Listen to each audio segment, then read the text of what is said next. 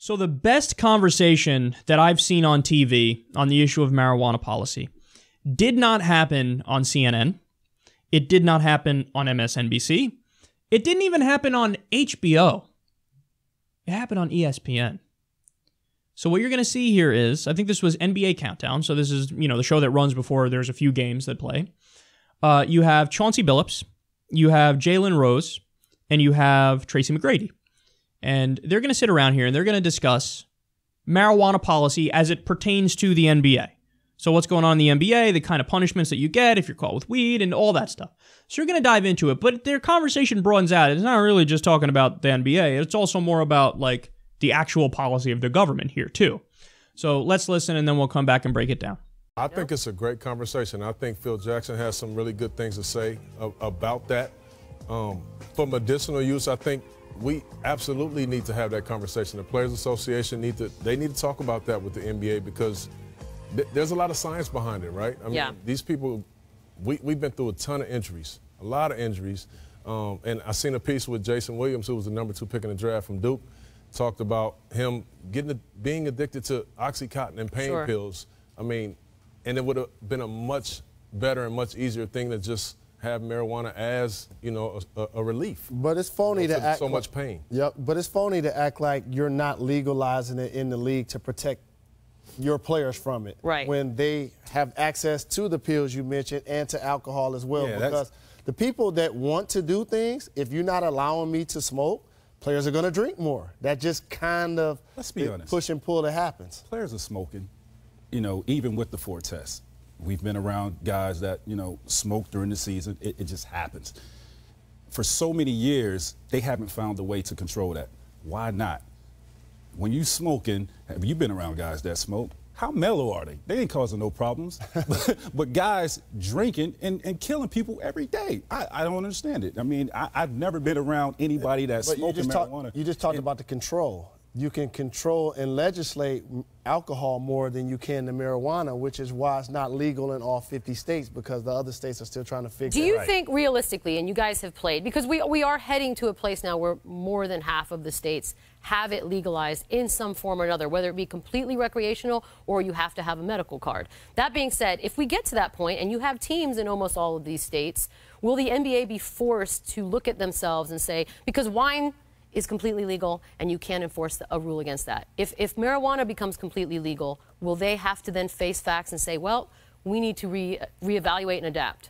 Well, obviously you're going to be able to always regulate things. I mean, alcohol is legal, but you can't do it while you're drinking, or while you're driving, excuse me. You can't do it, in certain establishments. I mean, there's always going to be a way to regulate it. But when you're talking about, protecting your investment, protecting these players, protecting the guys, if that's a source of medicinal marijuana, if that's something that can help out with your franchise and with your organization, with your players, I mean, that's a discussion that needs to happen. For sure. I mean, I honestly play with players. I'm not going to name names. Of course I'm not. I'm not that kind of dude. Yeah. But I wanted them to actually smoke. They played better like that. And they would. They would play. Big time anxiety, like a lot of things that can be affected, that it brought them down a little bit, helped them out, helped them focus in a little bit on the game plan. That I needed them to do that. I would rather them do that sometimes than drink.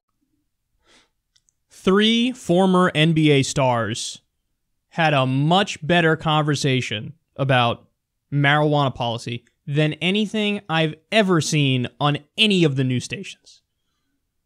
How sad is that? How sad is our media? How sad are all the so-called news channels, the mainstream media? And that's the conversation that should be taking place on every news channel. Like, okay, let's have a serious conversation about the policies we should implement moving forward when it comes to marijuana, because obviously prohibition ain't working. How many people have we locked up for just smoking a little bit of weed or being caught with a little bit of drugs?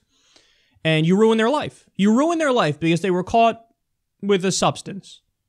Yeah, well, fucking alcohol. You could be caught with fucking moonshine at 9 o'clock in the morning.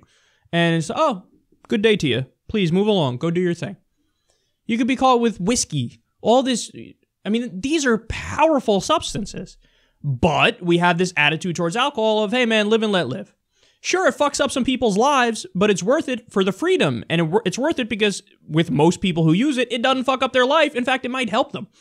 Well, it's the same thing with marijuana, but we view it differently because we have the prohibition. So we have our mind shut off on that topic.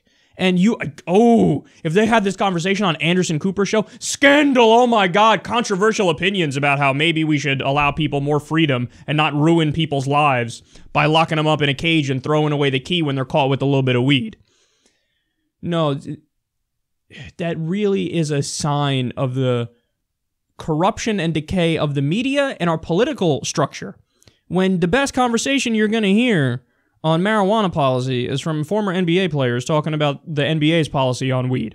And by the way, every aspect of that was true. Like when they say, look, I knew some players who played better high. Yeah, I used to play ball all the time. There are some people who do play better high. It is what it is, man. And again, another great point they made, who's going to be more violent? Somebody who's liquored up or somebody who's just a little high from smoking weed? Again, we know the answer to that. So there's all these contradictions and double standards and all this hypocrisy in the conversation, and it's never addressed in the mainstream media. And it's also never addressed with, it can be helpful for many people. Like Xanax is legal, fucking Klonopin, anti-anxiety pills, some people, weed is their anti-anxiety thing. You're going to judge somebody for that or lock somebody up for that or fucking take away their livelihood, their career? No, you got to legalize it, you got to tax it, you got to regulate it. Legalize, tax it, and regulate it. Again, another great point they made. They said, look, just because if you allow it, that doesn't mean you allow it and it's madness. No, you allow it and you can regulate it. Alcohol's legal, you can't drive when you're drunk. Hey, Anderson Cooper, CNN, MSNBC, Fox News, HLN, ABC, CBS, all of you.